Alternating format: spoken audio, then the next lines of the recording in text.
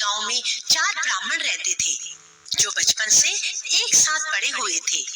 3 तो उनमें से पढ़ने लिखने में लगे रहते थे और चौथा, जिसका नाम बिरजू था, उसको पढ़ने लिखने का बिल्कुल शौक नहीं था। एक दिन वो तीनों इकट्ठे हुए। उनमें से एक बोला, क्यों ना हम शहर की ओर जाकर अपनी किस्मत चमकाएं। जो कुछ किताबों में पढ़कर ज्ञान हमने प्राप्त किया है, उसका कोई लाभ हमें गांव में नहीं मिल सकता। बात तो तुम ठीक कर रहे हो, पर हम अपने चौथे मित्र बिरजू को साथ नहीं लेके जाएंगे। वो तो नीरा गवार है, हम पर वो बोझ ही होगा।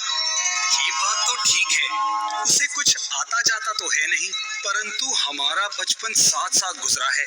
हम उसे यहाँ छोड़ भी तो नहीं सकते। चाहे जो हो, उसे ले चलते हैं। जो हम कमाएंगे उसमें से कुछ उसे दे दिया करेंगे। ठीक है, जैसी तुम्हारी मर्जी। इस तरह वो चारों शहर की ओर चल दिए, पर रास्ता एक जंगल से होकर गुजरता था। जब वो चारों जंगल के भीतर कुछ दूर तक पहुंच गए कि अचानक उन्हें हड्डियों का एक ढांचा दिखाई दिया।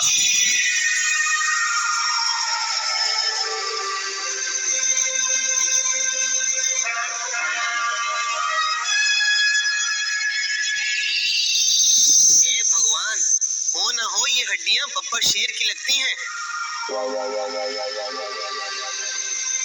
क्यों ना हम अपने ज्ञान की परीक्षा यही ले लें। मैं इन हड्डियों को इकट्ठा कर कर कंकाल का रूप दे सकता हूँ। अगर तुम कंकाल खड़ा कर दोगे तो मैं उनमें त्वचा व मांसपेशियां भर सकता हूँ। अगर तुम दोनों ने अपना काम ठीक से कर दिया तो उस शरीर में जान डाल देने का काम मेरा। अरे मारे गए, कहीं ये पागल तो नहीं हो गए। अगर सचमुच ये हड्डियां शेर की हुई तो अनर्थ हो जाएगा। शांतनु ने हड्डियों को जोड़कर कंकाल बना दिया।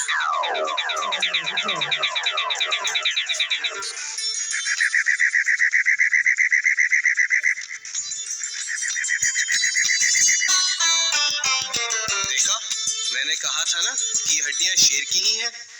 तुम बहुत विद्वान हो शांतनु। अब देखते हैं चंदर क्या करता है। अब मुझे भी तो अपना काम करने दो। देखो मैं इसमें कैसे त्वचा व मांसपेशियां भरता हूँ। ये कहकर चंदर ने अपनी विद्या से कंकाल में त्वचा व मांसपेशियां भर दी।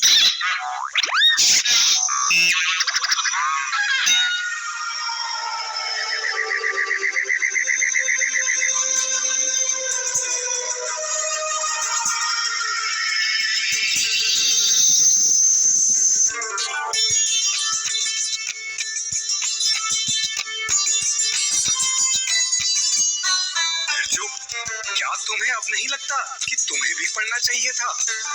वो सब तो ठीक है भैया, परंतु मेहरबानी करके इसमें जान मत डाल देना, वरना हम सब मारे जाएंगे। तू इतना एहसान फरामोश होगा, मुझे नहीं पता था। जानते हो, तुम्हें अपने साथ लेकर चलने के लिए मैंने ही इन्हें मनाया था। लेकिन कुछ नहीं। अब जब मेरी बारी आई अपना ज्ञान दिखाने की, तो तू मुझे रोकना चाहता है। तो ठीक है, जैसी तुम्हारी मर्जी, परंतु मुझे पहले पेड़ पर चढ़ तो लेने दो। जा डरपोक जा। बिरजू लपक कर पेड़ पर चढ़ गया।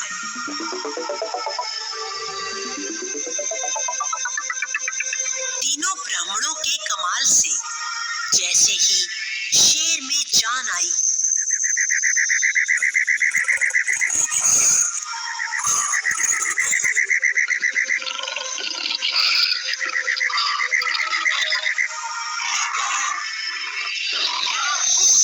वो तीनों को मारकर खा गया।